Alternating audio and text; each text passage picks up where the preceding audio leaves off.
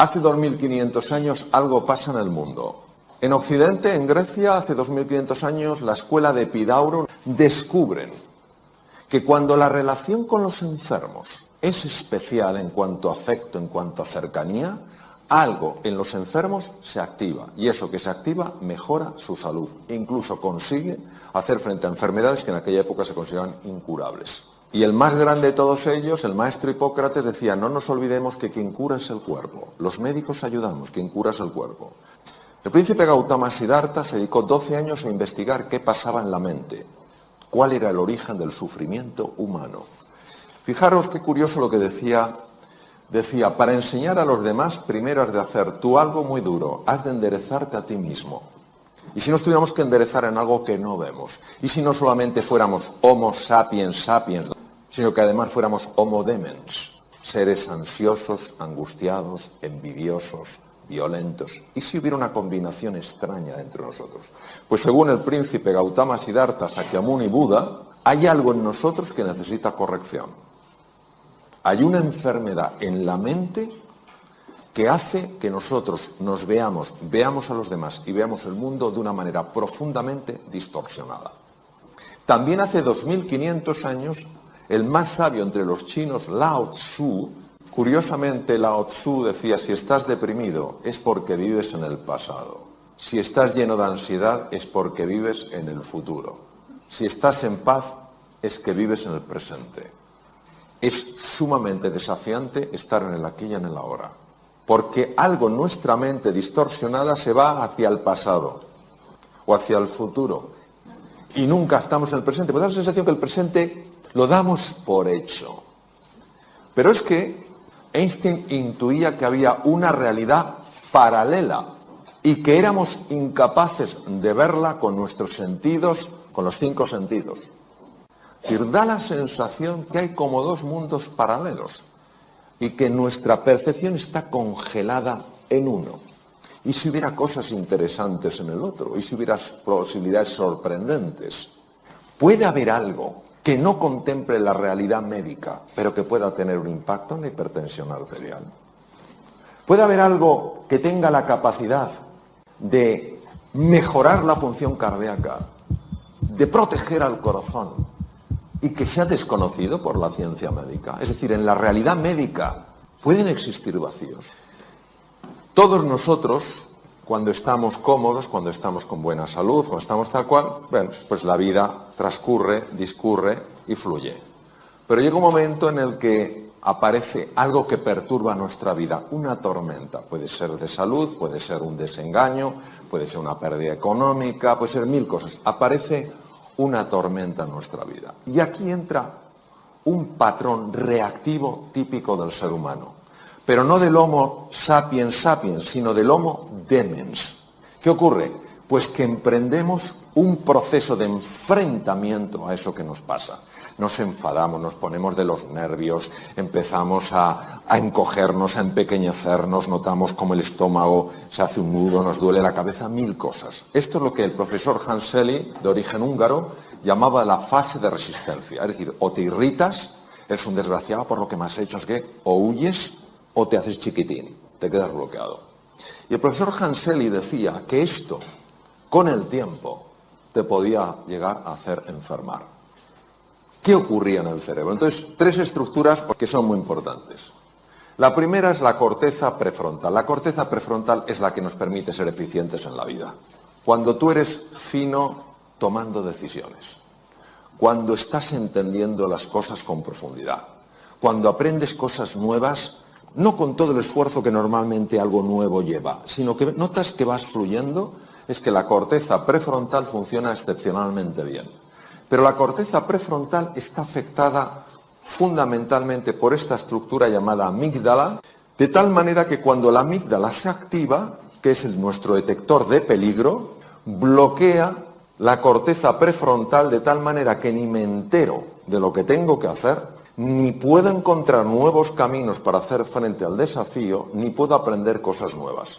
En el mundo VUCA, volátil, incierto, complejo y ambiguo actual, en el que todos estamos y que muchas personas están viviendo como una amenaza, es normal que haya caído la productividad, haya caído la creatividad y se estén dañando las relaciones interpersonales.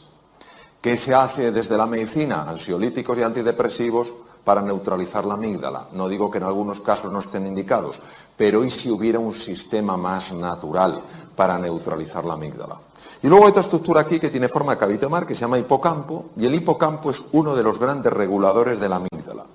Si el hipocampo baja de tamaño, la amígdala es más activa, es decir, nuestro detector de peligro salta antes. El hipocampo aumenta de tamaño con el mindfulness y también con el ejercicio físico. Las personas que hacen ejercicio físico normalmente toleran mucho mejor ciertos embates de la vida, notan que están más tranquilos. ¿Por qué? Porque su amígdala está más controlada por el hipocampo.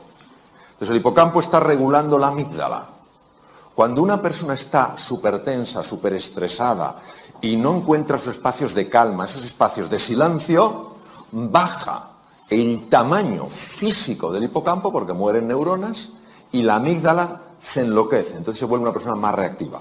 Al engrosar el tamaño, al haber más neuronas, al haber más conexiones, es más difícil que las tormentas de la vida, que a todos nos sacuden en un momento u otro, te desequilibren, te enajenen, te saquen del eje. ¿Qué es lo que pasa? ¿Qué es lo que descubrieron sobre todo Buda y Lao Tzu? Descubrieron que la mente está enferma y como la mente está enferma se impone al mundo real. La ventaja del mindfulness es que te ayuda a ver lo que no estás viendo. Por eso la definición de sati es estar en el presente para ver las cosas como de verdad son. Jason Brewer es psiquiatra y es neurocientífico, ha observado que hay un circuito que es el que hace que vayamos en piloto automático. Pero no solo vamos en piloto automático conduciendo, estamos en piloto automático cuando estamos hablando con otro. Eso sí, dejamos la cara puesta, pero la olla no la llevamos a Camboya.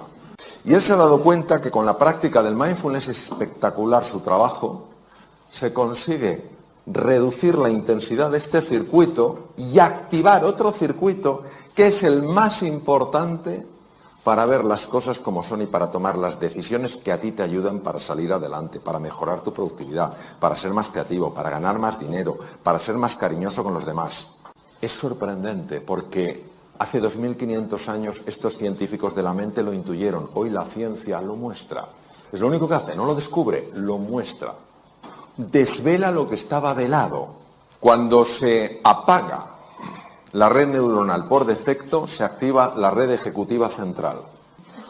¿Qué pasa con el mindfulness? Que en el mindfulness tú al principio crees que no hay nada especial, parece que es solo cerrar los ojos, y entonces poco a poco, conforme vas practicando, empiezas a ver cosas que antes no veías. Tú estás andando esto porque quieres conocerte mejor, porque quieres comprenderte más. Y a base de hacer eso, tú vas descubriendo cosas que antes no veías. Otra de las cosas fascinantes que se ha visto con electroencefalografía es que cuando una persona está estresada, los dos lados del cerebro están enfrentados. No se hablan entre sí, no se quieren. El hemisferio izquierdo es un hemisferio, es el de la conciencia ordinaria, es el que te permite estructurar, hacer categorías, utilizar el lenguaje, es el que te permite manejar el tiempo mental, pasado, presente y futuro. El hemisferio derecho es el que está en contacto fundamentalmente con el cuerpo, es la entrada al inconsciente, es un presente continuo, es una sensación de presente eterno y es donde están los grandes recursos del ser humano. Pero nosotros no podríamos funcionar solo con el hemisferio derecho. De hecho, hay una mujer de Harvard que tuvo una hemorragia en el lado izquierdo, se desbloqueó el lado derecho y ella no quería salir de esa sensación porque era tal paz, tal serenidad, tal calma, pero finalmente pidió ayuda como pudo porque ya estaba perdiendo la capacidad de poder ver los números porque depende del hemisferio izquierdo. Tardó 8 años en recuperarse de aquella, fue una rotura de una malformación arteriovenosa del hemisferio izquierdo. Escribió un libro conmovedor sobre su experiencia increíble habiendo vivido algo sorprendente. Sin embargo, lo que hemos visto con el mindfulness es que lo que hace no es bloquear el lado izquierdo, sí es verdad que activa especialmente el hemisferio derecho, sobre todo los lóbulos frontales, pero lo que hemos visto es que favorece el diálogo.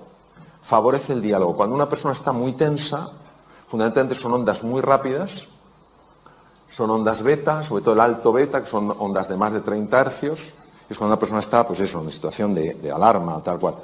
Conforme tú vas sosegándote, cuando vas tranquilizándote, las ondas se van enlenteciendo, se van convirtiendo en ondas alfa mucho más propias del hemisferio derecho, que empiezan también a envolver al hemisferio izquierdo. Se consigue pasar a un patrón, ondas teta, donde la creatividad se dispara, los fenómenos de sanación del cuerpo son mucho más intensos, tanto a nivel físico como mental. De hecho, se utiliza para sanar heridas de personas que algo les ocurrió en la infancia y que no saben lo que es, porque algo en nuestro interior tiene la capacidad de sanar, ya lo decía Hipócrates hace 2500 años, y ya el ritmo delta es un ritmo muy difícil de conseguir sin quedarte dormido, porque solo muy pocas personas lo hacen. Y los monjes muy entrenados, como mi querido amigo y maestro Mathieu Ricard, consiguen algo que se llama gamma, que muy poca gente en el mundo lo puede hacer, que es un tipo de onda que no se conocía que se pudiera producir. Y son personas que están absolutamente en el presente y absolutamente en calma. Y son personas que transmiten algo brutal. Los pensamientos son como olas en el mar. Llega un momento en que pueden ser tremendamente perturbadores. ¿Qué es lo que hace el mindfulness? El mindfulness lo que hace es, te convierte en un submarinista. Entonces, lo que hace el mindfulness es, no luches con los pensamientos, pero fijaros, por eso cuando dicen, no, es que el mindfulness lo que hace es que la mente no produce pensamientos. ¡Qué tontería! La mente dualista sigue produciendo olas y tú no te enfrentas a la ola. No, yo no tendría que tener este pensamiento, yo tendría que... No, tú lo que haces es, te metes bajo el agua. Observar que cuando estás un poquito más abajo y miras hacia arriba, claro que ves los pensamientos, claro que ves las olas, pero ya no te arrastran. Ya estás en estado de meditación, ya estás en estado de profundización.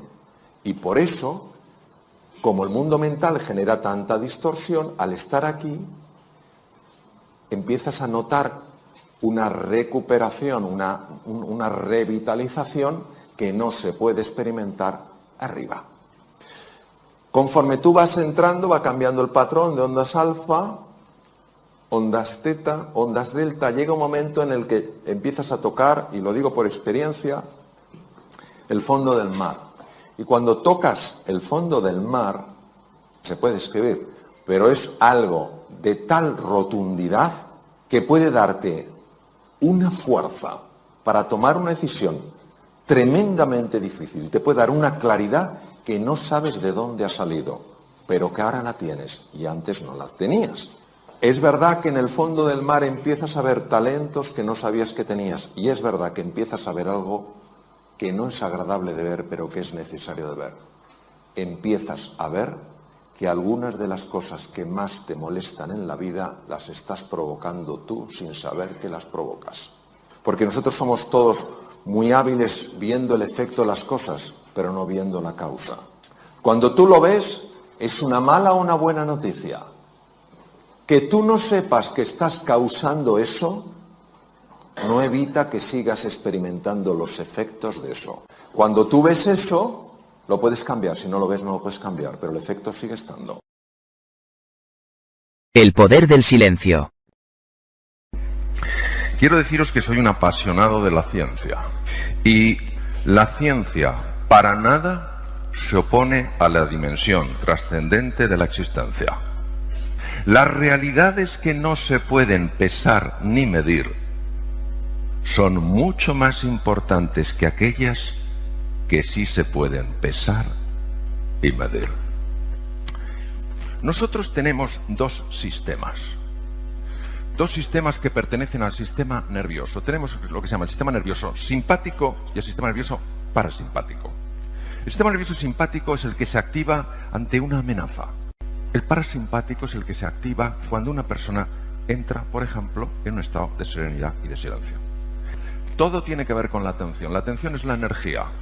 Tú estás prestando atención a todo lo que es el juicio, la comparación, la crítica, la lamentación por el pasado, la preocupación por el futuro, y tú estás reconstruyendo constantemente tu ego. Tú estás prestando atención al momento presente, en este caso que siempre es el cuerpo, y estás deconstruyendo el ego. El ego es lo que se siente amenazado. El ego es lo que ve al otro no solo como distinto, sino como distante. Todos nosotros tenemos en el cerebro dos tipos de neuronas únicas. Únicas por lo que hacen. Se llaman neuronas espejo y neuronas en uso de von Economo. Están localizadas solo en ciertas regiones del cerebro y están constantemente leyendo tu estado emocional. Estado emocional que lo estamos transmitiendo sin darnos cuenta que lo transmitimos. ¿Cómo lo transmitimos? Con nuestro rostro y tono de voz, que salvo que seas un actor, una actriz muy buenos, no eres capaz de disimular. Ese lenguaje no verbal es captado por las neuronas en uso von Economo y las neuronas espejo, e inmediatamente ya posicionan a la otra persona en un estado emocional. De tal manera que lo que tú le digas en palabras ya se encuentra con el estado emocional con el que esa persona está. Entonces, una de las grandes ventajas de poner la atención en el cuerpo, poner la atención en la búsqueda del encuentro, que no es más que una disposición para abrirte a la otra persona, sin intentar cambiarla, intentando cambiarte a ti, no esperar que la otra persona cambie. Esta disposición genera inevitablemente el silencio del ruido mental. Y este es el primer impacto que tiene en la salud. Y como la mente no lo va a solucionar, hay que ir más allá de ella.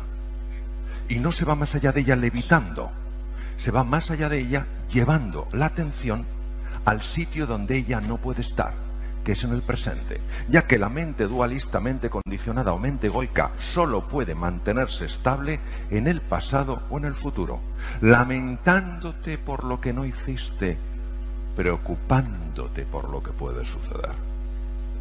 Cuando tú estás en el presente, ¿qué es lo que está vivo? Tu cuerpo, tu respiración, tu movimiento. Tú puedes escuchar a la otra persona.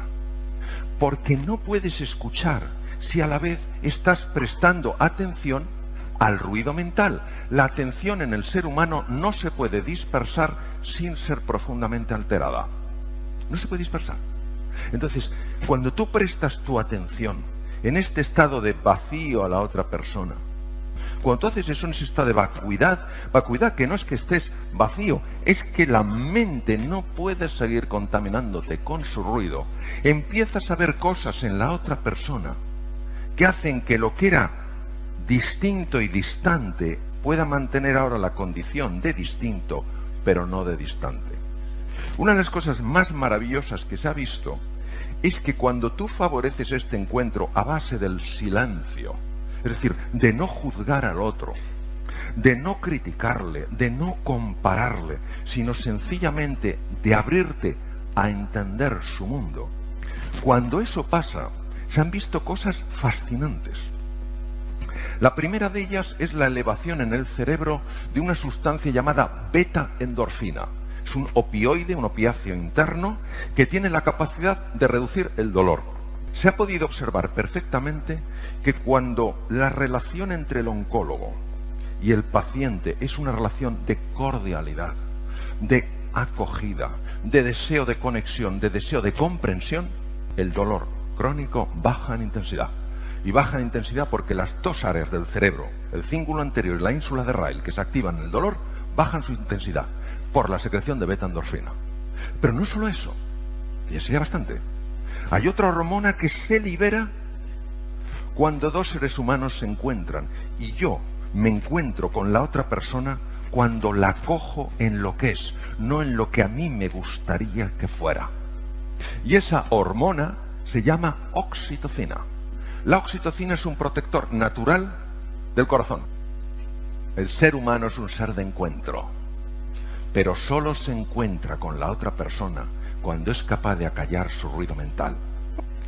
El silencio, como entrada en uno mismo, como aquietamiento del ruido mental, favorece directamente la salud, es un factor muy importante para la mejora de la enfermedad e importantísimo para el encuentro con la otra persona, donde dejas de ser tú el centro de la circunferencia y se convierte esto en una elipse. Una elipse tiene dos centros, tú y yo. Ahí se construye el nosotros.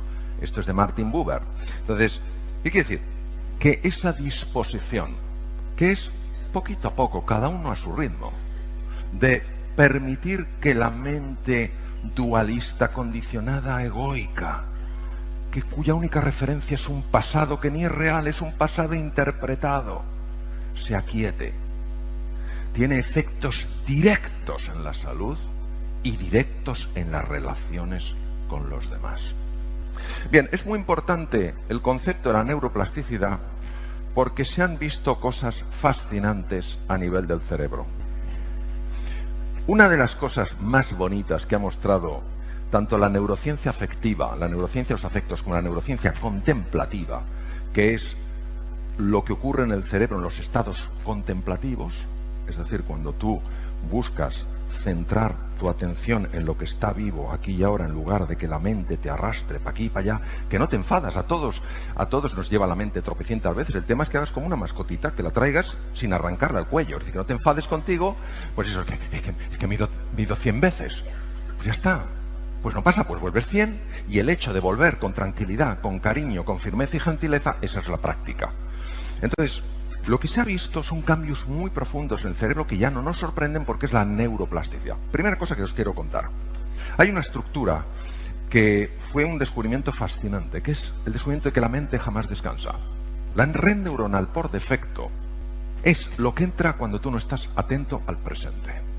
Pero lo más interesante es que la red neuronal por defecto parece ser el origen de la mente errante, que es gran parte del origen del sufrimiento humano. La mente errante es lo que está constantemente reconstruyendo el ego. Los ejercicios en los que tú entras en tu interior, conectando con el aquí y el ahora, además que he visto los estudios, apagan la red neuronal por defecto y activan la red ejecutiva central. Esto es importantísimo de conocer porque implica que una persona que dedica tiempo a conectar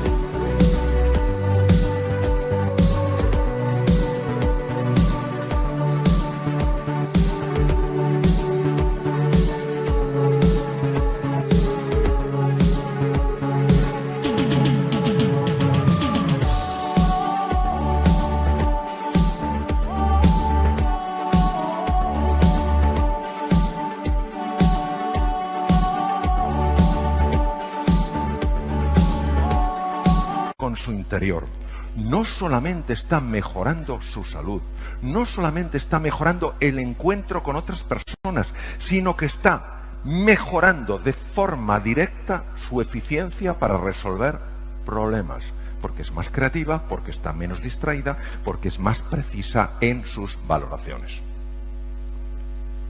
Por si esto fuera poco, hay otra red que se llama la red de prioridades. Vamos a ver.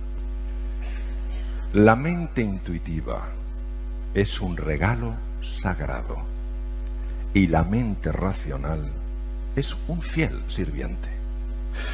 Hemos creado una sociedad que honra al sirviente y se olvida del regalo. Albert Einstein. En vuestro tubo digestivo hay 500 millones de neuronas. Son 5 veces más neuronas que la médula espinal.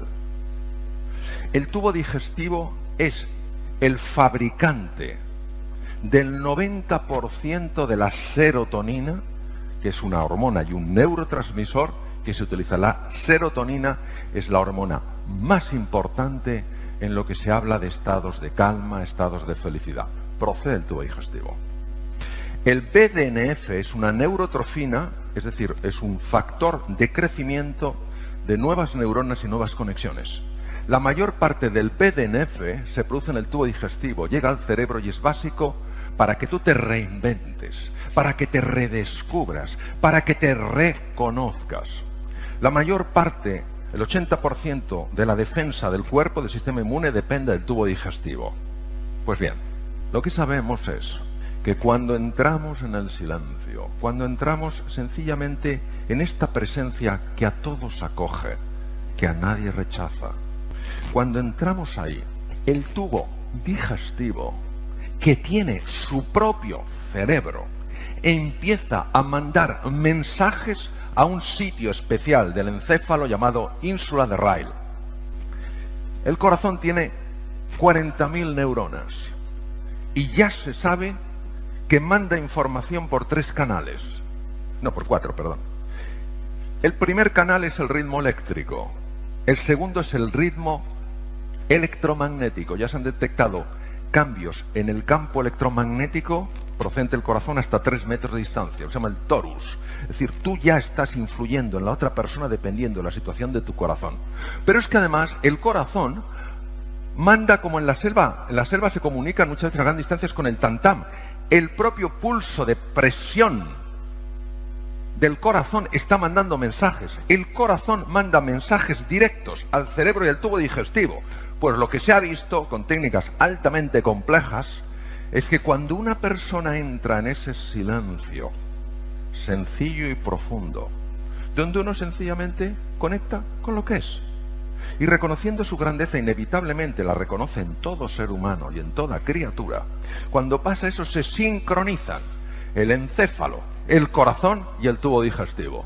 Pero cuando tú te sientes amenazado, amenazada, y lo que más miedo nos da es el juicio del otro, la crítica del otro, sobre todo en nuestros momentos de mayor vulnerabilidad, de mayor fragilidad, cuando te sientes amenazado, esta sincronización maravillosa entre los 3 órganos desaparece hasta tal punto que el corazón entra en un ritmo frenético, pueden aparecer arritmias, el tubo digestivo empieza a alterarse y el encéfalo no solo es que se desincronice del corazón y del tubo digestivo, es que los 2 hemisferios se desincronizan entre sí, se llama lo que se llama lateralización hemisférica, es decir, el lado izquierdo, que es mucho más racional, estructurado, organizado, planificador, y el lado derecho, que es más imaginativo, más artista, y que juntos hacen un papel tan maravilloso,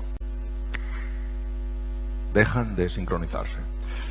Cuando tú entras en ese silencio que a todos abarca, porque abarca todo, donde la sensación de que eres distinto se mantiene, pero la distancia desaparece porque solo hay uno, los 3 órganos se convierten en uno en su funcionamiento. Y es como si algo latiera al unísono. Repercusiones: salud, relaciones con los demás, funcionamiento mental y prosperidad para todos. Por eso creo que es importante que por lo menos le demos una oportunidad sin esperar que esto haga lo que nosotros queramos. Porque si hacemos eso, es la mente dualista la que gobierna. Nosotros aquí, más que buscar, lo que hacemos es dejarnos encontrar. En medio del duro invierno, descubrí por fin que dentro de mí hay un ser invencible. Gracias.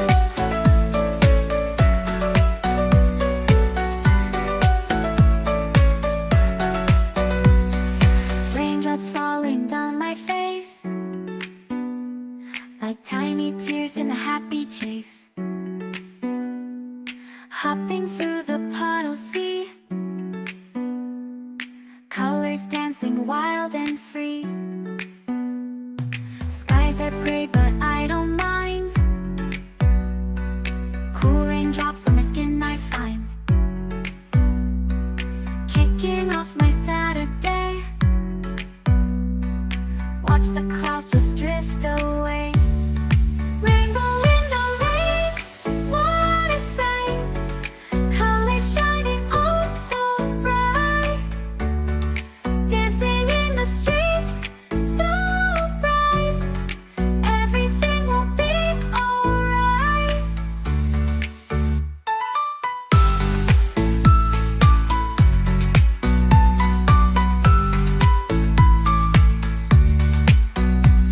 Umbrella spinning, twirling round. A colorful halo on the ground. Music playing on the sand. Skipping beats, the heart will sway. Feel the world come out to play. Lightning cracks, but don't you fear. Magic shines when skies are clear. Raindrops whisper secrets true. A hidden beauty shines right through. Rainbow in the rain, what a sight. Colors shining oh so bright. Dancing in the streets, so bright. Everything will be alright. Raindrops falling soft, peeks through. Rainbow magic meets